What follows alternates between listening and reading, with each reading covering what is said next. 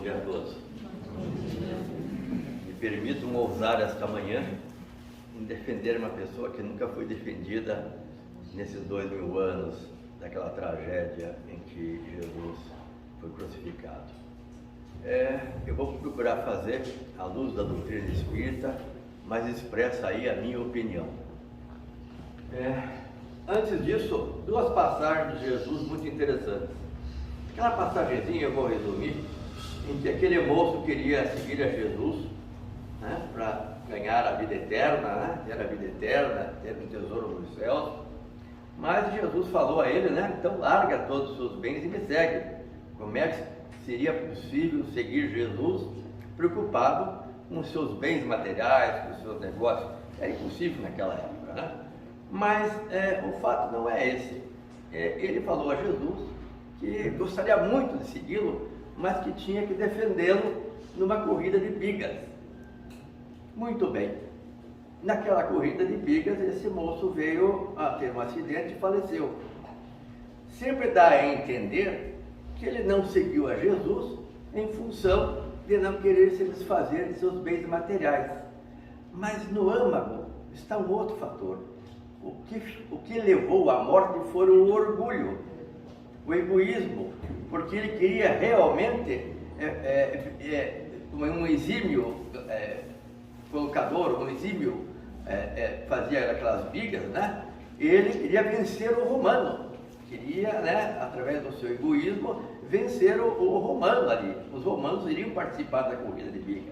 Então, o que o matou realmente foi o egoísmo, porque ele tinha que defender as cores da cidade perante o invasor. Era o orgulho que estava ali, muito mais que os bens terrenos.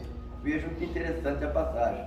Se a gente observar só pela primeira conversa, a gente tem um fator, né? É o bem terreno, ele não queria se desfazer dos bens, mas na realidade o que o matou foi o orgulho. Vamos lá. Uma outra passagem de Judas muito interessante, que aí a gente vai vendo um pouquinho da personalidade dele, é quando Maria, né, Madalena, ungiu os pés de Jesus com um perfume que na época era caríssimo. O que Judas falou? Nós diríamos vender esse perfume, em vez de derramar os seus pés, diríamos vender esse perfume e dar aos pobres. Vejam o sentimento dele, como era um sentimento completamente diferente. Ali estava uma doação, ali estava uma extrema doação de uma mulher que ungiu os pés, não usando os perfumes em si, usando os perfumes nos pés de Jesus. Mas Judas tinha uma outra percepção do fator. Para ele, aquilo tinha que ser vendido, tinha que ser transformado em moedas. Poderia até ser transformado em moedas, mas qual é o sentido? O sentido é o sentido que Madalena faria em ungir os pés de Jesus. Muito mais importante que a venda de poucas moedas que aquilo ali poderia render. Na realidade não era muito para dar aos pobres, era para encher a sua bolsa. Mas vamos lá. A palavra Judas. A palavra Judas é uma palavra comum na época, vamos lá, com João, com José, hoje em dia. Mas o que ela significava? A palavra Judas significava aquele que louva a Deus. Se você for ver no hebraico, a palavra Judas é que louva a Deus. E onde é que Judas estava situado naquela época? Existiam muitos grupos: saduceus, fariseus, zelotes e os essênios. Esses eram os grupos da época, né? E os sicários.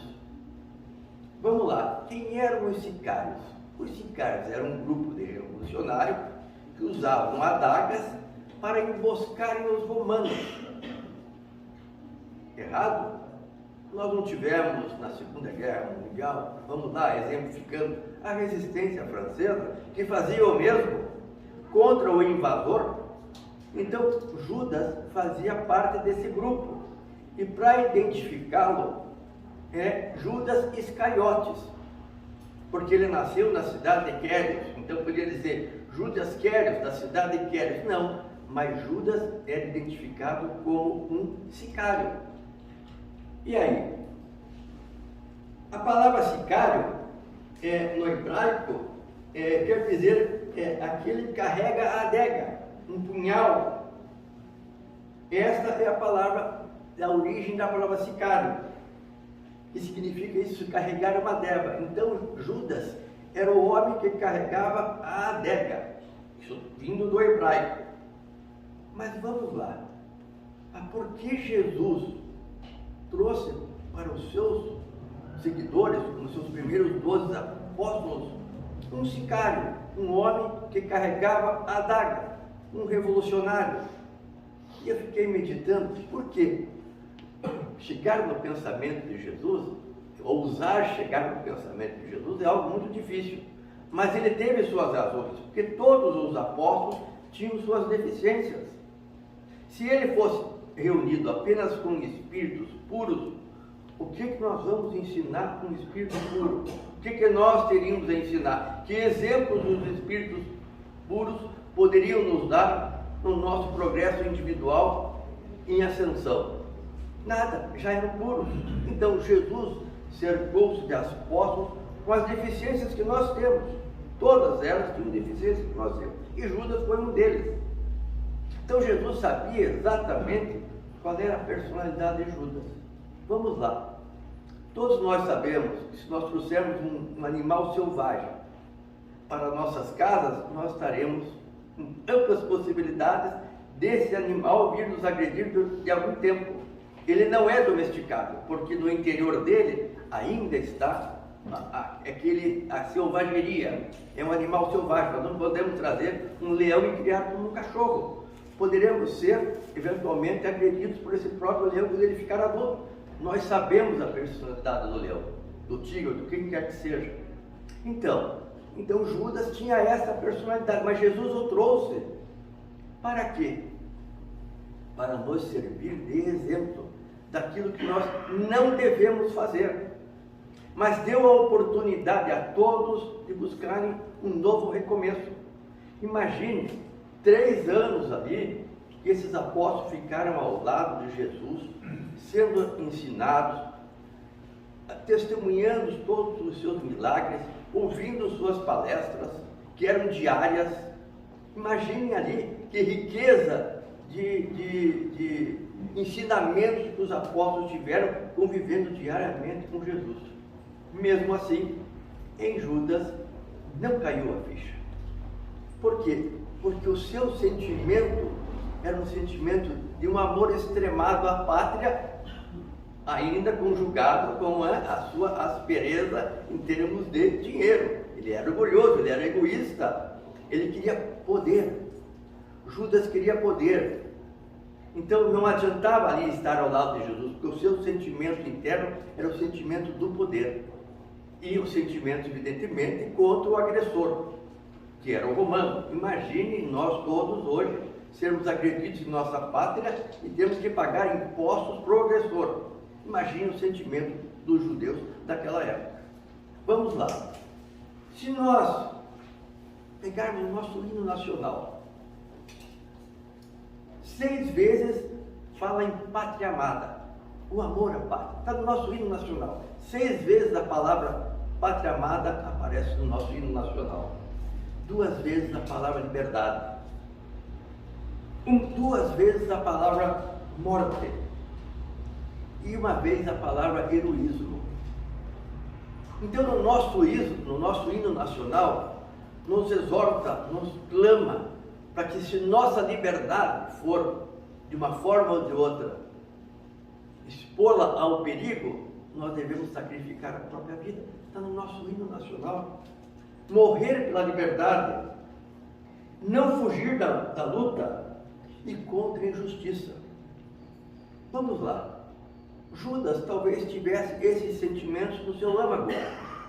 Lutar pela sua pátria amada, lutar pela liberdade e se sacrificar até a própria morte, porque a partir do momento que eles emboscavam os romanos, poderiam também ser todos mortos. Eles lutavam pela sua liberdade. Os sicários, é esse grupo temido pelos algozes romanos da época. Todos temiam, porque esses sicários usavam uma adaga e emboscavam os romanos no meio da multidão. E Jesus trouxe esse homem, com todas as suas dificuldades, com todo o seu amor à sua pátria, a vontade da liberdade, etc., trouxe para o grupo de apóstolos. Por quê? Teve uma razão. Agora, será que Judas foi totalmente culpado em trair Jesus? Esse termo traição é um termo até muito pejorativo, muito forte, porque na realidade o que ele queria era o poder. O que ele via em Jesus? Muito simples, mas quem tinha o poder de curar, quem tinha o poder de deixar um paralítico totalmente bom, poderia também, com os seus poderes, ir contra o exército romano. Quem pode curar, pode matar também, pode fazer tudo. Ele via os poderes de Jesus. O Jesus poderia cegar o romano, poderia deixar os romanos paralíticos, ele poderia fazer com que todo o povo o seguisse contra o romano, matando o romano. Ele era um líder da época. E Judas achava, evidentemente, que Jesus seria o Salvador. Quando se falava em reino, o reino dos céus, a implantação do reino dos céus, as pessoas imaginavam que era o reino humano ali, né? O reinado humano. Quando Jesus trouxe para nós o seu reino, era um reino de paz, de amor, de justiça e de caridade. Não é o reino pela espada. Mas Judas achava de uma outra forma. Os apóstolos também não entendiam muito o que era aquele reino de Deus. Achavam que o reino tinha os mesmos moldes dos reinos terrenos. Jesus era muito simples. Jesus achava que a forma que ele estava se comportando não iria implantar o reino. Mas não era esse reino que Jesus falava. E eles não entendiam. Vamos lá. O que Judas pensou? Vamos lá, voltar no pensamento dele. Jesus foi aclamado na entrada lá em Jerusalém, né? O povo todo iria segui-lo. Ele achou que vou dar um golpe de Estado. Errado? Claro que é errado, mas achou ali que ele ia dar um golpe de Estado. Que ele entregando Jesus, o povo se revoltaria e se rebelaria contra o exército romano. Era simples na cabeça dele. Então a intenção dele não era trair Jesus, na minha opinião. A intenção dela não era que Jesus fosse crucificado ou sacrificado. Mas, ao urdir esse plano na sua cabeça, não deu certo. Aquilo que ele pensou, aquilo que ele arquitetou, não deu certo. O que aconteceu, todos sabem. E aí o que aconteceu com Judas? No nosso direito, no Brasil, ninguém fica eternamente preso. Tem um tempo da pena. E o tempo da pena vai aumentando de acordo com a gravidade do delito. Para quê? Para que a pessoa se arrependa. Ele fica 10, 20 ou até 30 anos preso, para que neste período ele possa arrepender-se do seu crime ou dos seus crimes e voltar novamente ao seio da sociedade reabilitada. Mas vamos lá, será que reabilita mesmo? Por mais que ele fique 30 anos no nosso direito preso, a reabilitação dá como? Você ressarcir o dano de outra forma, com a reconciliação dos nossos adversários, perante os nossos adversários e tantas outras coisas. Por isso que tem a reencarnação, em que nós voltamos, né, a esta terra, muitas vezes ao lado de pessoas que nós causamos algum dano, para que isso possa ser de uma outra forma, em paz, ser resolvido. Então, Judas, se fosse preso, teria um tempo de pena que ele ficaria preso para que ele se arrependesse. Mas não, o arrependimento veio na hora. Por aí que ele suicidou-se. Mesmo assim, ele fazendo todo o plano, porque ele queria ser daí, digamos lá, o primeiro-ministro. Mas todo o plano dele deu errado. Jogou as moedas fora, quis devolver as moedas, o arrependimento veio na hora. E o que ele fez? Suicidou-se. Mas eu pensando na pele dele, eu acho que eu faria o mesmo. Como voltar a encarar os seus amigos, seus apóstolos, como voltar a encarar a todos, sendo ele o causador de todo o sofrimento de Jesus? Ele não viu outra alternativa à época. E se a gente estivesse lá, quem sabe a gente faria o mesmo ato. Porque não tinha perdão para o que ele fez. Ele não seria preso, não aconteceria nada com ele. Porque ele foi realmente aquele que entregou um malfeitor, um bandido, para ser julgado pelo próprio povo. Não aconteceria nada com ele. Então o remorso veio na hora.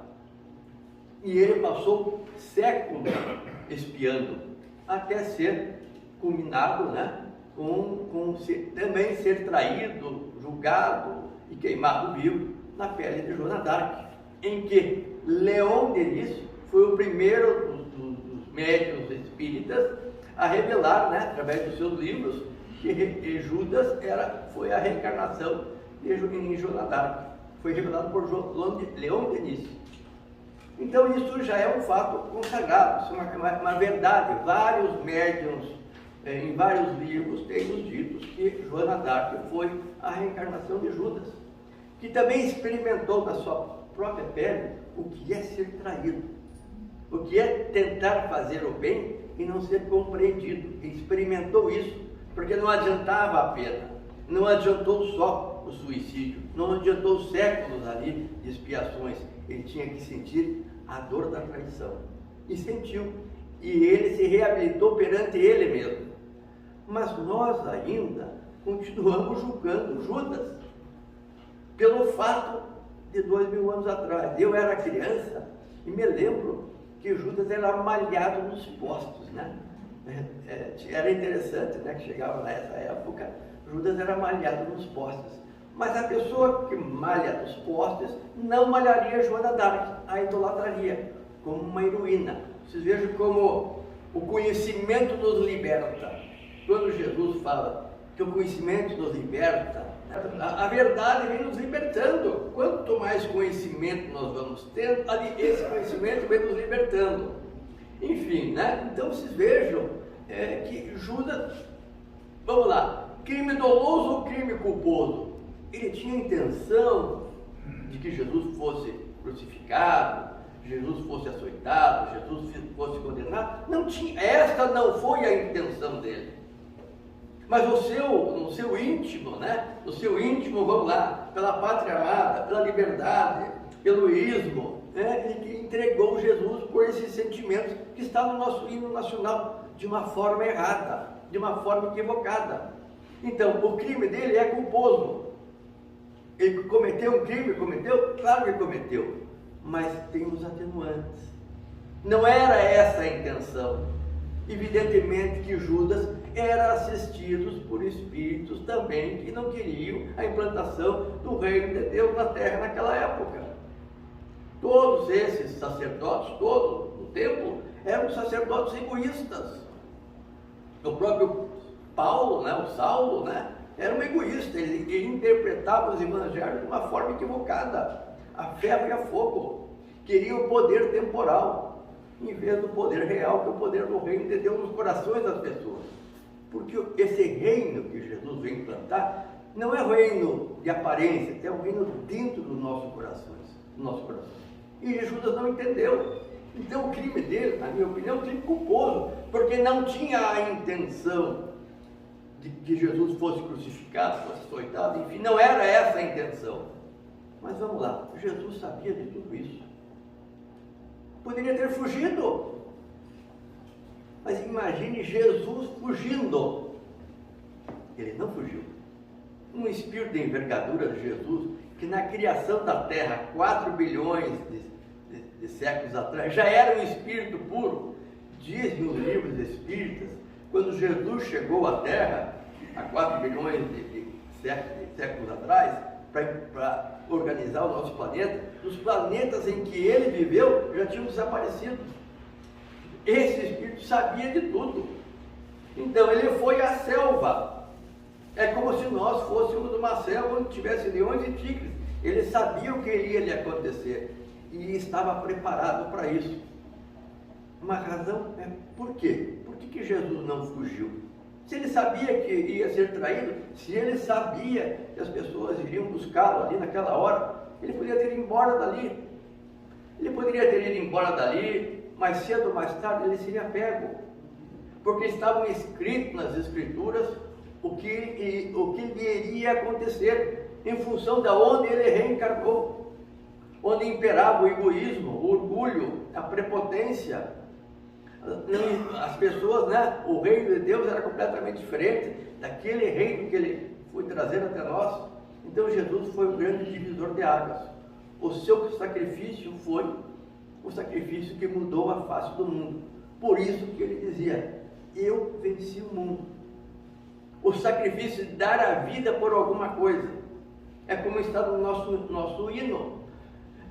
Se a nossa liberdade for atingida de alguma forma, nós estaremos preparados para dar a nossa vida pela pátria. Hoje na Ucrânia é impossível vencer um dos maiores exércitos do mundo. E a gente vê nas televisões os trens partindo e os pais se despedindo dos filhos para ir agora à guerra, em uma guerra praticamente invencível. Mas pelo quê? Por que ele vai à guerra?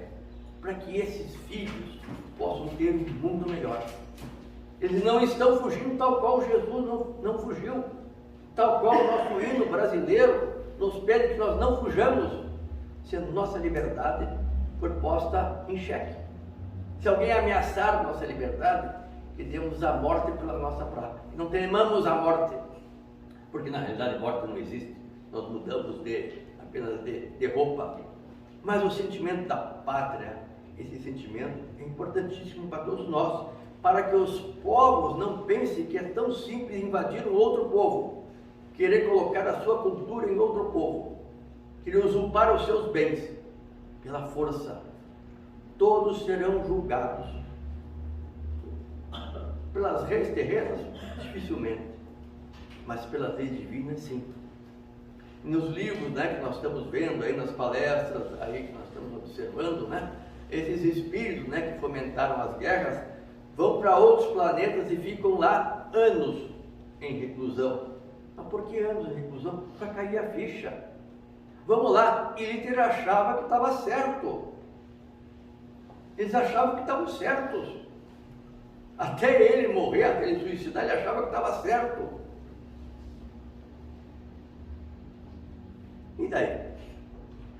Como é que ele vai se reabilitar? E todos terão a oportunidade de se reabilitar um dia, fazendo um exame de consciência. Quanto tempo leva isso? É individual. Por isso que a maioria dos espíritos passam pelo umbral. Porque ele não conseguiria entrar num plano superior melhor, porque ele tem que fazer o exame de consciência. Olhar para a sua vida anterior, a sua vida terrena, e fazer o exame de consciência. Nem todos, mas muitos precisam de um tempo. O próprio André Luiz levou um tempo no umbral para que ele fizesse um exame de consciência e, vamos lá, caísse a ficha dele dos erros cometidos, que aceleraram a sua desencarnação. Então teve um tempo. Judas nem tempo teve. Vamos lá. A grande lição de Jesus, né? A grande lição de Jesus foi baseada em Judas. Ali, um dos últimos suspiros de Jesus foi pedindo que um anjo que se acercou dele fosse atender o amigo equivocado. E antes de subir aos céus, os livros nos dizem que Jesus foi socorrer o amigo equivocado. Esta foi a maior lição, uma das maiores, não digo, mas uma das maiores lições de Jesus, o perdão e socorrer um amigo equivocado. Não equivocado com o outro, equivocado com si próprio, porque ele sofreu na carne aquilo que Judas fez. Então, Judas foi o protagonista, foi aquele que desencadeou todo o sofrimento de Jesus, e mesmo assim, ele foi socorrer o amigo antes de subir aos céus. Veja a lição de Jesus, né? Então, todas essas lições aconteceram porque ao lado dele estavam os 12 apóstolos com suas imperfeições, para que nós, buscando entender a vida de cada um, saibamos nos dias de hoje aquilo que a gente não deve fazer. Ainda o poder do mundo, o poder temporal, ele é extremamente cobiçado por todos, e as pessoas, quando têm o poder, não querem largar. Ele é tão efêmero, ele é tão passageiro. Se nós lembrarmos as épocas passadas, dos nossos ex-presidentes, essa geração de hoje só vai conhecê-lo nos livros, porque o poder é temporal, o poder terreno é temporal, o poder que fica eternamente é aquele conquistado nos corações das pessoas. Mas nós nos confundimos com glamour do poder temporal, né? Terreno. E nós deixamos de buscar o poder eterno, que é o poder que nós vamos conseguir de acordo com a luta contra as nossas imperfeições, nos assemelhando, nos reportando a todos os apóstolos, a Pedro, a todos que abandonaram Jesus, com exceção de João e as mulheres que abandonaram Jesus por medo das represálias que poderiam acontecer na época. Judas seria o único que não teria represália. Os apóstolos, por quê? Porque ele que entregou Jesus não teria represália nenhuma, mas a sua consciência o matou. Então esses exemplos todos voltam para os dias de hoje, né? Nós vemos ainda as guerras, né? E ontem nós discutíamos que está nascendo hoje mais pessoas que morrem. Como será? Será que o mundo vai poder alimentar todas as pessoas que estão nascendo mais do que as pessoas que morrem?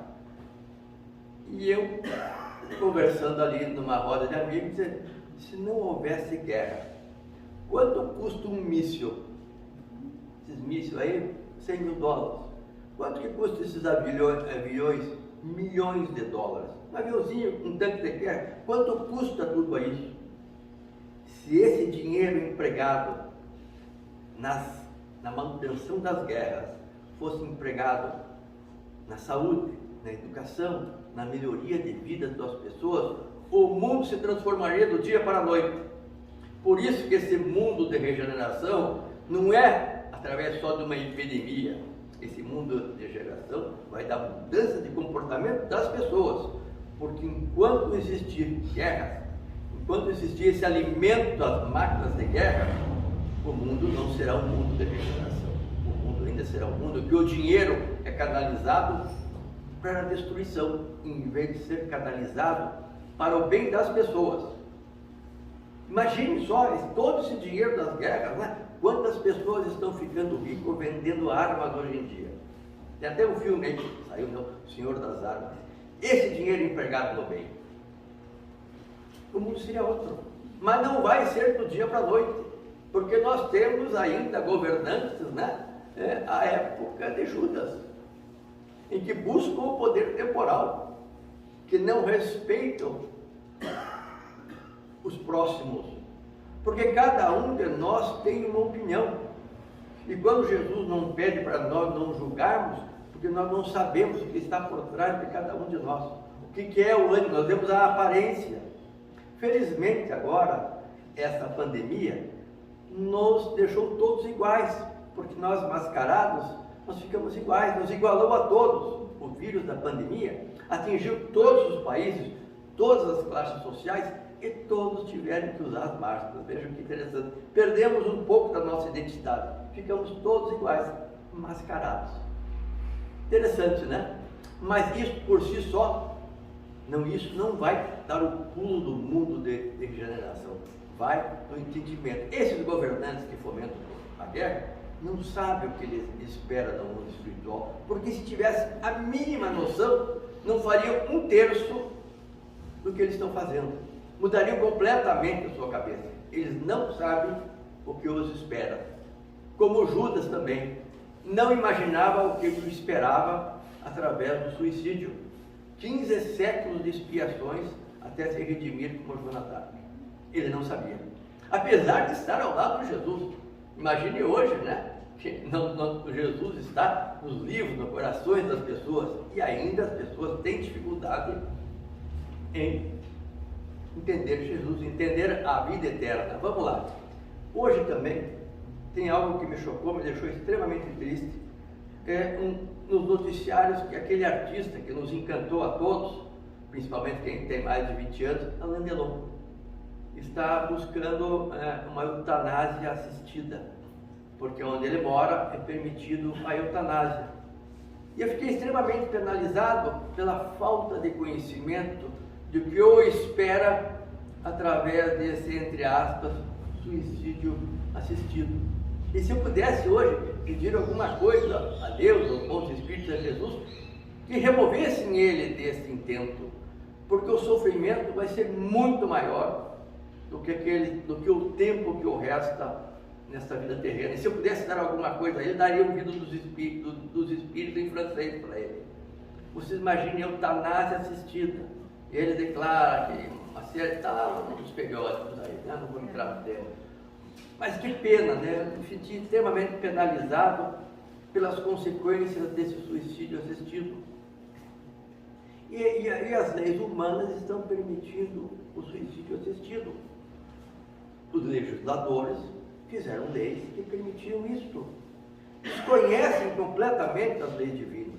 Não leram nada, não sabem nada, porque se soubessem, não seriam os protagonistas desse tipo de legislação.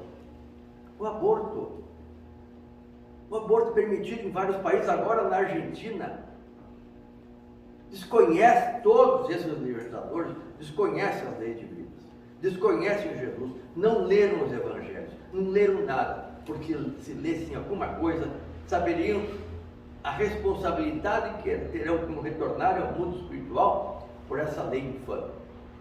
Então, em cada palestra que eu faço, eu falo, nós espíritas temos que levantar as nossas vozes contra o aborto e contra a eutanásia, mesmo que ela seja assistida, ela seja legal, ela seja tudo. Porque esses espíritos irão sofrer muito mais no mundo espiritual que o tempo que os resta na vida terrena. Judas suicidou-se, infelizmente. Talvez não via outra opção. A pena dele foi ali imposta por ele mesmo imediatamente, porque ele caiu a ficha. Mas nós espíritas, nossa responsabilidade aumenta. Todos nós que temos um pouco mais de conhecimento acerca das verdades espirituais, a nossa responsabilidade aumenta. Porque nós, de alguma forma ou de outra, somos influenciadores. Conhecemos pessoas, dialogamos com pessoas, temos familiares. Não estou dizendo que nós temos que impor, mas nós temos que falar, explicar. Porque isto faz parte da nossa transformação de um planeta de provas e expiações para um planeta de regenerações, onde não existem mais abortos, onde não existem mais guerras, onde não existem mais desigualdades. Claro que todos nós estamos em planos diferentes. Se nós não tivermos alguém que limpa nossos lixos nas nossas cidades, elas virarão caos. Mas uma igualdade em termos de um bom rendimento, de uma saúde, de uma educação para os filhos dessas pessoas, isto é um dever de todos os governantes, de todos nós, que um dia votamos trazer pessoas que estejam preocupadas com isso. Trazer uma melhor qualidade de vida a todos. Porque nem sempre o dinheiro traz uma melhor qualidade de vida. Por maior dinheiro que você seja, conforme a doença que você tenha, não adianta pegar o maior médico do mundo, nada, porque seu passaporte foi carimbado e você vai voltar. Mas as pessoas menos favorecidas têm o direito, num país rico como o nosso, de ter uma saúde digna, de ter uma educação digna para os seus filhos. E isso depende das pessoas que nos dirigem e de nós que votamos. Então, busquemos trazer este reino de Deus que fala em justiça, que fala em paz, que fala em amor e que fala em igualdade apesar das desigualdades. Quando eu digo igualdade, é isto, é uma vida digna para todos, dentro dos limites de cada um. Porque muitas vezes o rico de ontem nasce em lugares hoje de difícil ascensão, em função de que malbarataram, em função de que usaram o dinheiro não em proveito do bem comum. Emmanuel diz: o dinheiro é feito sangue, ele tem que circular, porque se o dinheiro ficar apenas guardado nos cofres, ele necrosa. O sangue que não circula, necrose. Emmanuel diz, que o dinheiro tem que circular, o dinheiro tem que fazer o bem às pessoas. Aqueles que detêm dinheiro, que detêm poder, têm que buscar o bem das pessoas, não amelhar dinheiro para si mesmo, como se fosse viver várias encarnações, Tem pessoas que buscam tanto dinheiro como se fosse viver 200, 300 anos. Até eu, se fosse viver 300, nossa vida é muito curta. Mas o nosso tesouro não se conquista com o dinheiro, com o poder, se conquista com o que foi feito do dinheiro e com o que foi feito do poder daqueles que detêm o poder. E é difícil realmente o poder, né? Porque o poder embriaga. Judas estava embriagado pelo poder. Achava que seria ali o grande articulador, o primeiro-ministro. Jesus seria apenas um coadjuvante. Ficaria ali cuidando das pessoas e ele iria arquitetar o novo Estado judaico, né? Quanto expulsar os romanos de toda a Judéia. Vejam só, né? Que pretensão, né? Sacrificando um amigo pelo poder. Então essas lições que Jesus nos deixou através desses apóstolos imperfeitos voltam até hoje para que nós não caiamos nesses mesmos equívocos, né? E se cairmos nesses equívocos, né, saibamos que os séculos nos esperam para que nós possamos nos redimir desses nossos equívocos eventuais. Vamos lá, Emmanuel também, né? Emmanuel teve um encontro com Jesus, né? Chamou, né? Jesus, bem hoje, né? Ou os séculos. Emmanuel preferiu, como o orgulhoso senador Públio Lentulus, preferiu os séculos. Mas Jesus respeitou o livre-arbítrio de cada um. Porque se não respeitar o livre-arbítrio de cada um, cadê a nossa vitória interna em reconhecermos os nossos equívocos e partirmos por um novo amanhã? Ninguém de nós vai mudar passado nenhum, mas podemos fazer um novo recomeço e um novo futuro, conhecendo a liberdade e nos libertando dos atavismos antigos, principalmente da chaga do orgulho e do egoísmo. Mas vamos lá. Eu trouxe um livro aqui chamado Crônicas de Além do Túmulo. Aqui tem uma passagem que Judas voltou a Jerusalém. Ele conta um pouquinho da história dele. Mas vamos ver o que ele falou em sua defesa. Me permitam ler, porque são as palavras dele aqui nesse livrinho, Crônicas de Além do Túmulo. Eu vou resumir o máximo possível.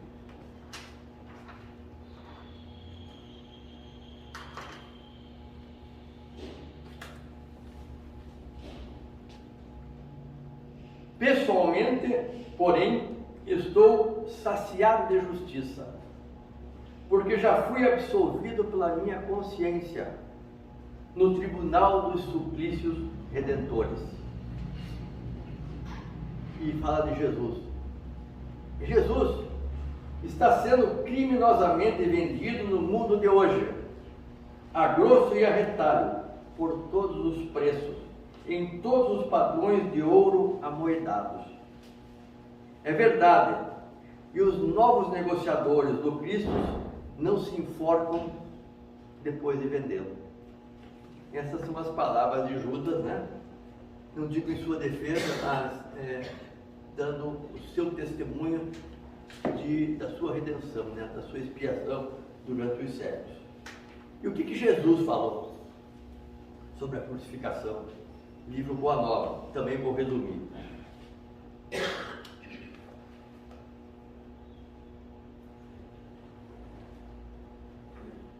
Amigos, é chegada a hora em que se cumprirá a profecia da Escritura, dito por Jesus. Humilhado e ferido, terei que ensinar em Jerusalém a necessidade do sacrifício próprio. Então, no nosso hino brasileiro, né? Sacrifício da própria vida em razão da liberdade.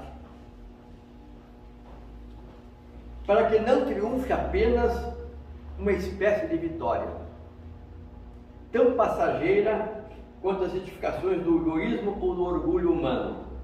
Os homens têm aplaudido em todos os tempos os tribunais dourados, as marchas retumbantes dos exércitos se glorificam com despojos sangrentos.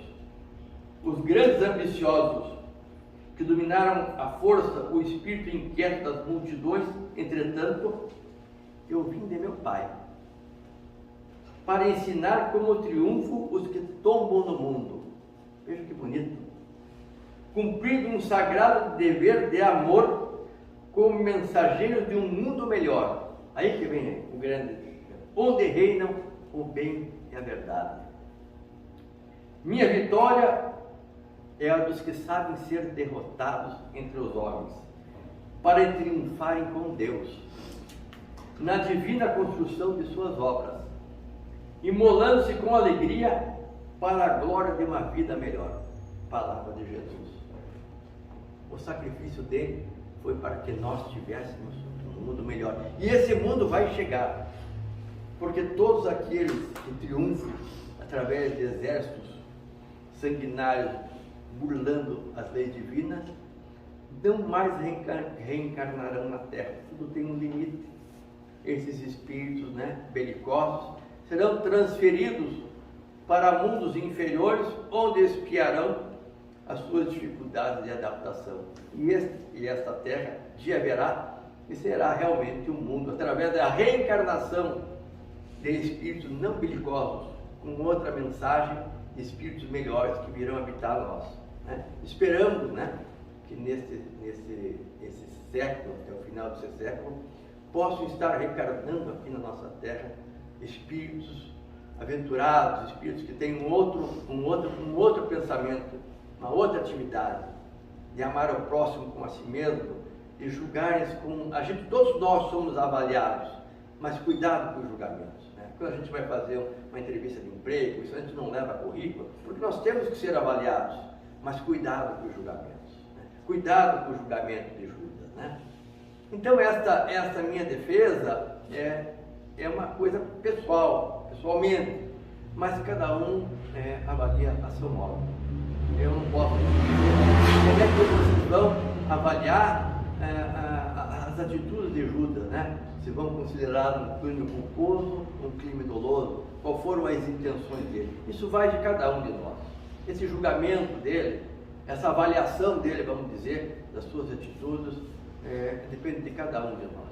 O mais importante é buscarmos esse reino que Jesus espera que seja implantado na Terra, de paz, de amor, de justiça, de caridade, de igualdade, de não termos nenhum tipo de preconceito com as pessoas, deixarmos que cada um exprima o seu pensamento, respeitando o pensamento de cada um, como gostaríamos que os nossos pensamentos sejam também respeitados. Porque nesse nosso país, que o mundo inteiro está aqui, várias camadas religiosas, cada um tem uma maneira de encarar as coisas, cada um acredita no seu Deus de alguma forma. Então respeitemos as formas de cada um, tem o seu Deus, mas as leis divinas de amor, essas são para todos nós, independente, seja evangélico, seja o que for, todos carregam a Bíblia debaixo dos braços. E o que ela exorta? O amor. Sem amor não há progresso, sem amor não há justiça, sem amor não há caridade. Imagine caridade sem amor, justiça sem amor. A palavra amor é a palavra base de Jesus Cristo, quando nos exemplifica tudo que ele fez. Porque tudo o que Jesus fez foi por amor. Até os não ditos por ele era por amor.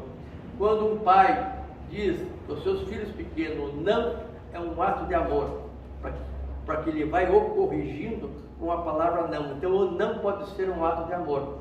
Se você quiser estragar uma pessoa, dê tudo a ela o que ela pede. Com certeza você estará estragando essa pessoa no futuro.